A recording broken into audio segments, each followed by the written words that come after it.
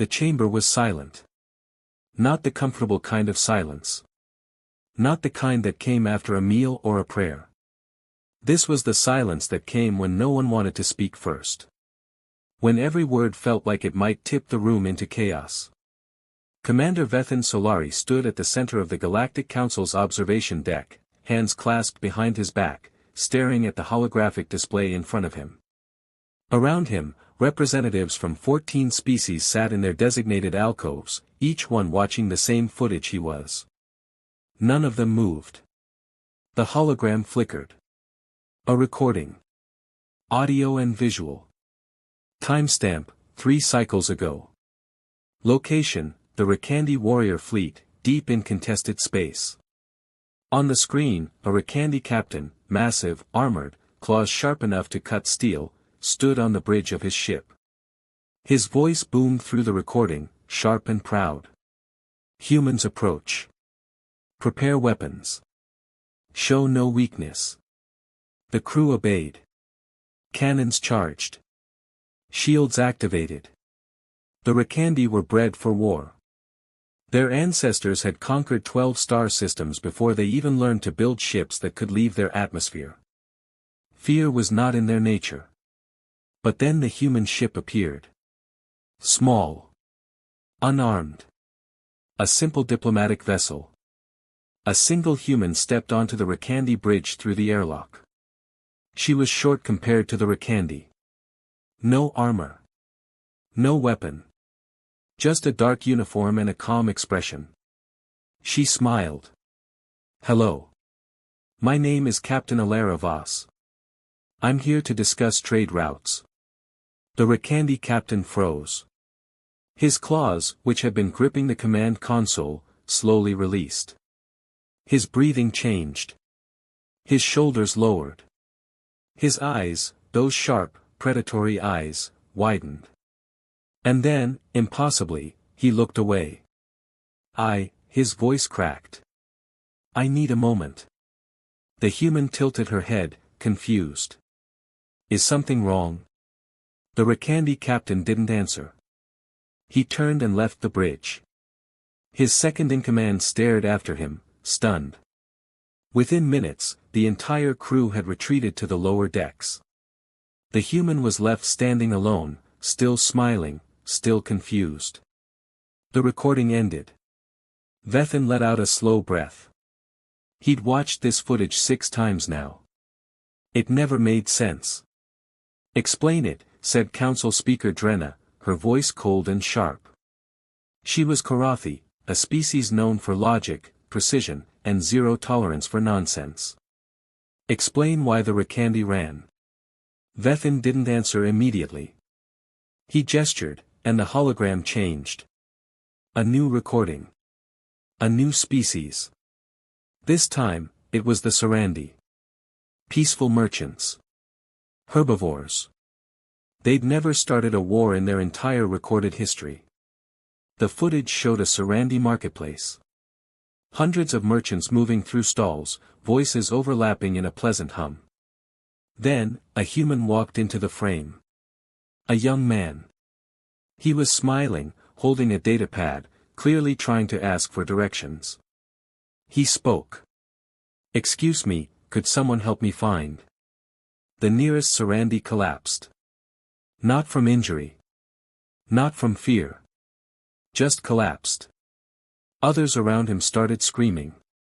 Some covered their ears. Some ran. Within seconds, the entire marketplace was in chaos. The human stood frozen, hands raised, clearly panicking. I'm sorry. I didn't, what did I do?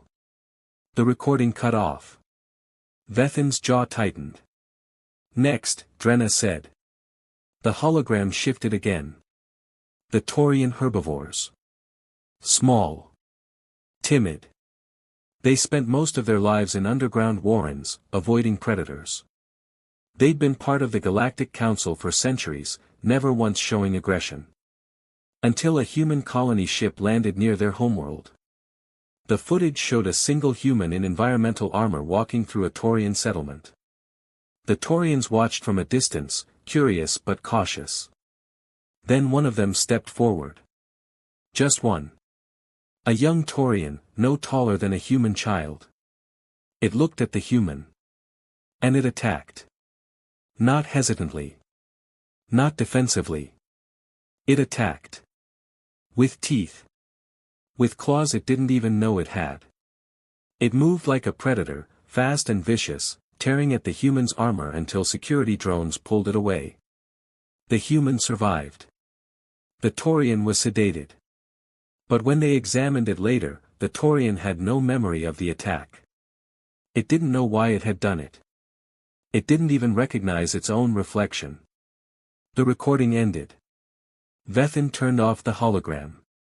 The chamber stayed silent. There are 43 incidents like this, Vethin said quietly. Different species. Different reactions. But every single one involves humans. Then the answer is obvious, said a voice from the Korathi alcove. Humanity is the threat. Quarantine them. Contain them. Study them. No, said another voice. This one belonged to a Hanari representative, a species known for their spirituality and gentleness. These incidents are not attacks. Humans are not violent. They are confused. They do not understand what they are doing. That makes them more dangerous, Drenna said sharply.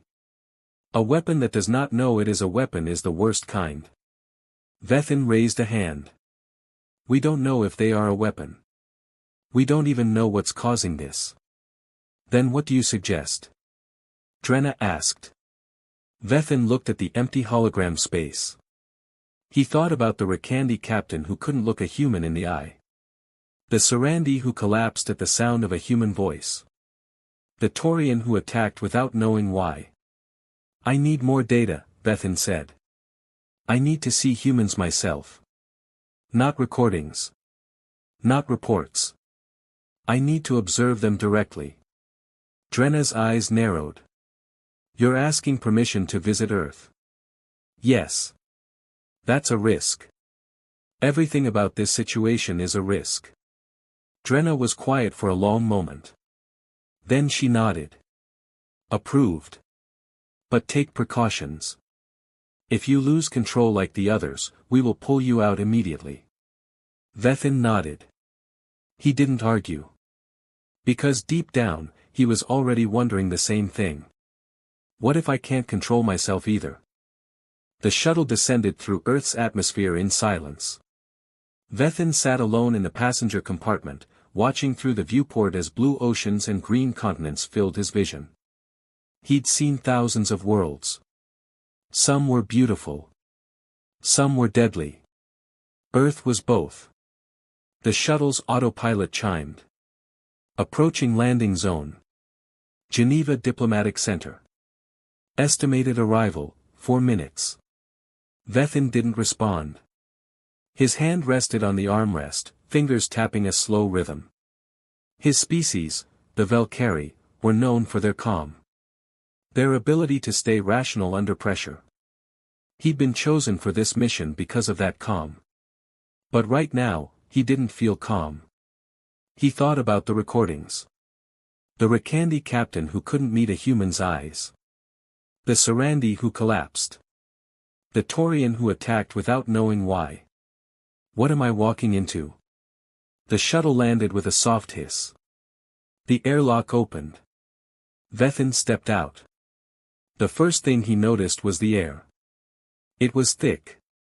Humid. Full of scents he couldn't identify. Plants. Water. Something organic and unfamiliar. His lungs pulled it in, and for a moment, he felt dizzy. He steadied himself. Focus. A voice called out. Commander Solari. Vethin turned. A human woman stood at the edge of the landing pad. She was tall, by human standards, with dark hair pulled back in a simple tie. She wore a gray uniform with the emblem of Earth's diplomatic corps stitched onto the shoulder. Her expression was calm. Professional. She smiled. I'm Ambassador Chen. Welcome to Earth. Vethin's breath caught. Not from fear. Not from anything logical. Just, caught. He forced himself to nod. Thank you, Ambassador. She gestured toward a building nearby.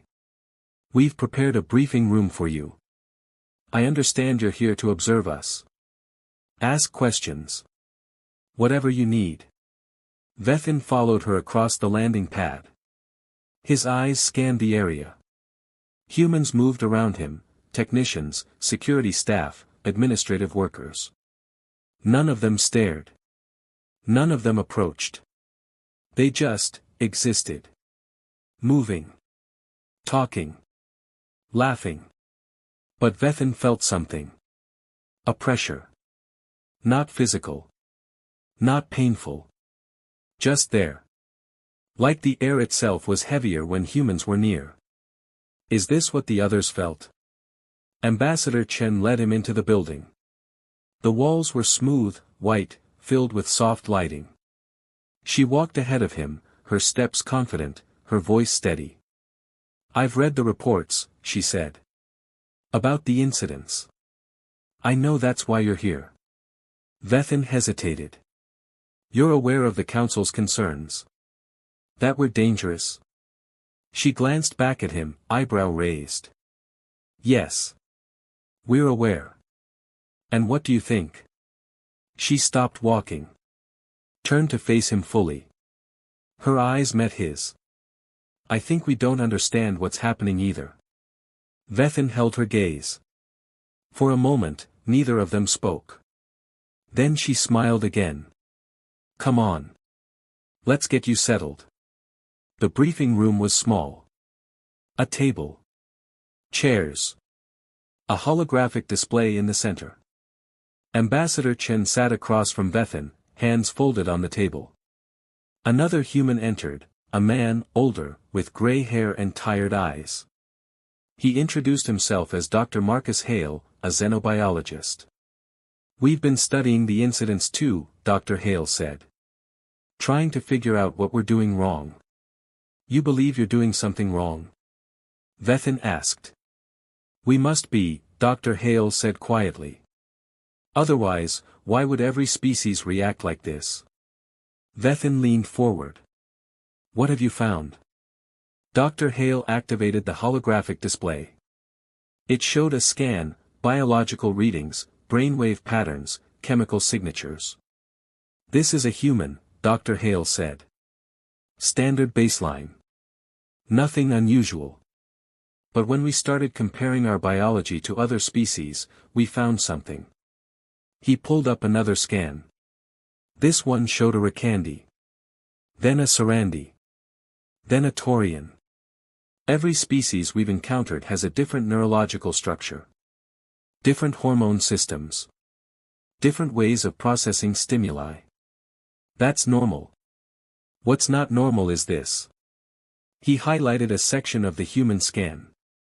A cluster of activity in the brain's limbic system. Humans produce an unusually high amount of pheromones, microexpressions, vocal harmonics, and electromagnetic fields. Individually, none of these are dangerous. But combined, they create a kind of signal. A biological broadcast that other species pick up subconsciously. Vethin stared at the scan. You're saying humans are influencing other species without knowing it. Not influencing, Ambassador Chen said carefully. Triggering. Triggering what? Dr. Hale looked grim. Instincts. Deep, primal instincts. The Rakandi evolved as apex predators, but they also evolved submission behaviors for pack hierarchy. Humans somehow trigger that submission response. The Sarandi evolved extreme sensitivity to sound, it's how they communicate. Human voices hit frequencies that overload their nervous systems. The Taurians evolved to avoid predators. But when they see humans, their brains register us as both predator and prey. It confuses them. Makes them aggressive. Vethin felt his chest tighten. And the Hanari? The ones who kidnapped human children? Dr. Hale hesitated. The Hanari are empathic. They evolved to sense emotions in others. Human children produce an emotional signature that the Hanari perceive as sacred, divine. They can't help themselves. Vethin sat back in his chair. His mind raced. So you're saying humanity's existence is the problem? Your biology. Your presence. Everything you are. Ambassador Chen's expression didn't change. Yes. And you can't control it. No. Vethin looked at both of them. Then what do you expect the council to do? Ambassador Chen's jaw tightened. We expect the council to remember that we didn't choose this. We didn't ask to be born this way. We're not trying to hurt anyone. But you are hurting people. We know, she said quietly. But isolating us isn't the answer. Quarantining us isn't the answer. We need to figure this out together. Vethin stood. He walked to the window. Outside, he could see humans moving through the city. Laughing. Working. Living. And he felt it again. That pressure. That pull. He closed his eyes. What if the council is right? What if humanity is too dangerous to exist freely? But then he thought about the Rakandi captain. The Sarandi merchant. The Taurian child. None of them had been hurt by humans. They'd been hurt by their own reactions. Their own instincts. Humanity wasn't attacking anyone. The galaxy itself was reacting to them. Vethin turned back to Ambassador Chen. I need to stay longer. Observe more. Understand more. She nodded. Stay as long as you need. But Vethin already knew the truth. The longer he stayed, the more danger he was in. Not from humans. From himself. Vethin stayed on Earth for 7 days. 7 days of watching. Listening. Testing himself. He observed humans in markets, in schools, in their homes. He watched them argue, laugh, cry, work. He listened to their voices, smelled their air, stood close enough to feel the warmth of their bodies. And every single day, he felt it. The pull. It wasn't painful. It wasn't violent. It was worse than that. It was comfortable. On the 3rd day, a human child had run past him in a park. She'd been chasing a ball, laughing, her hair bouncing with each step. She'd looked up at him, smiled, and waved. Vethin had waved back. And in that moment, he'd felt something he hadn't felt in 20 years. Joy. Not his own joy. Not a memory of joy. Just, joy. Pure and unfiltered, like it had been handed to him by the child herself.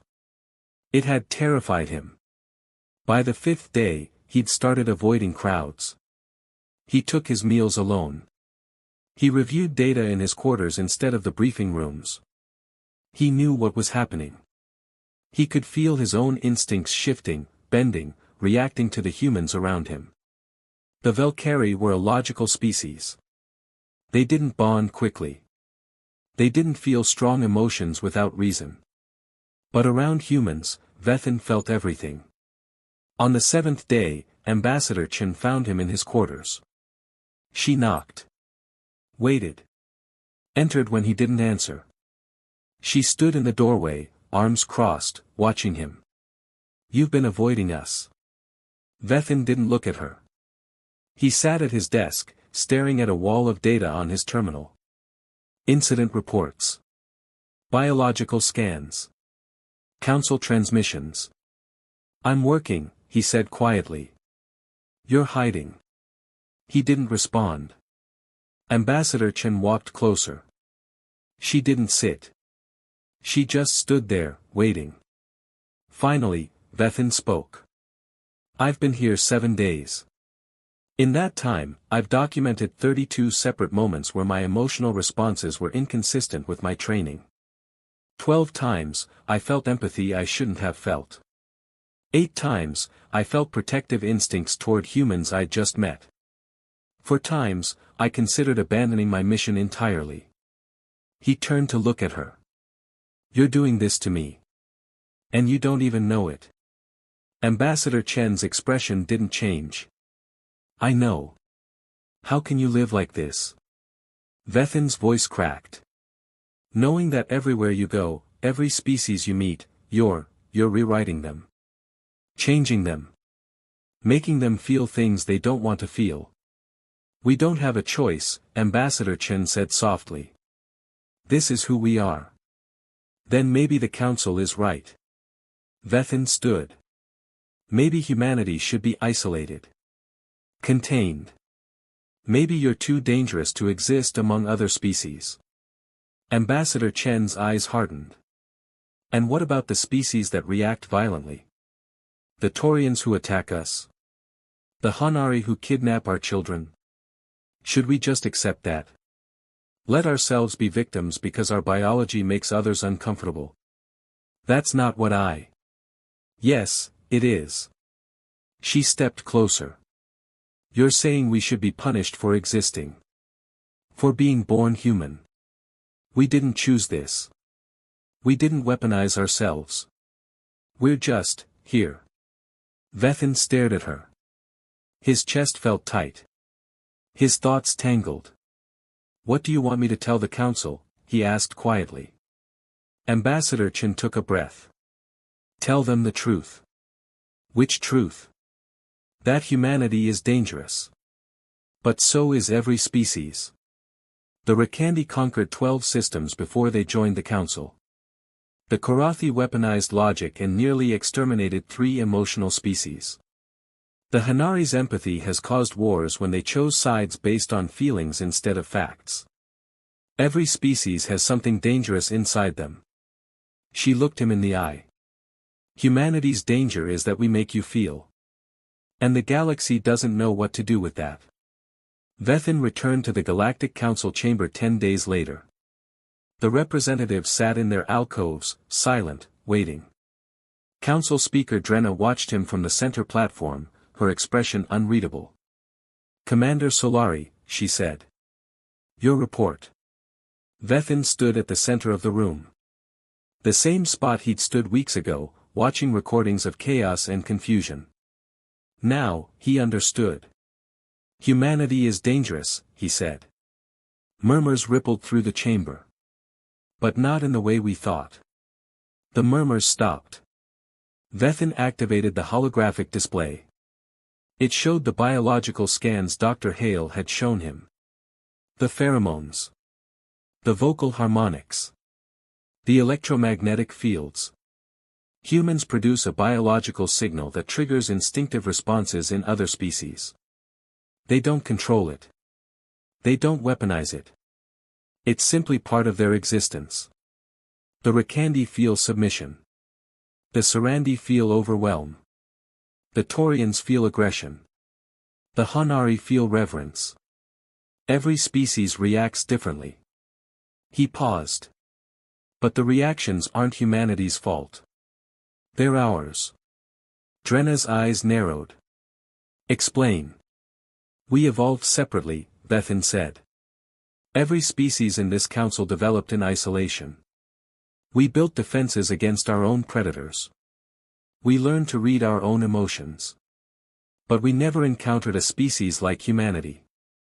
A species that evolved with all of those traits. Predator and prey. Aggressive and gentle. Logical and emotional. Humans are a paradox. And our instincts don't know how to process them. He looked around the room. The question isn't whether humanity is dangerous. The question is whether we're willing to adapt. And if we can't? Drenna asked coldly. Vethin met her gaze. Then we'll lose them. Because if we isolate humanity, if we treat them as a threat instead of a species trying to survive, they'll stop trying to coexist with us. And one day, they'll realize they don't need the council. They don't need us. He gestured to the hologram. Humanity is young. Emotional. Chaotic. But they're also resilient. Curious. Compassionate. They didn't evolve to conquer. They evolved to connect. And if we reject that connection, we'll be the ones who lose. The chamber was silent. Drenna leaned forward. What do you recommend? Vethin took a breath. Supervised integration. Slow contact. Education on both sides. Humans need to understand their effect on us. We need to understand our reactions to them. It won't be easy. But isolation isn't the answer. Fear isn't the answer. He looked at each representative. Humanity's secret weapon is that they make us feel. And maybe that's exactly what the galaxy needs. The vote took 3 hours. In the end, the council agreed. Supervised integration. Monitored contact. Humanity would not be isolated. But the debate wasn't over. It would never be over. Because the galaxy had just learned something it could never unlearn. Humanity wasn't dangerous because they attacked. They were dangerous because they made you care. And caring, the council realized, was the most powerful weapon of all.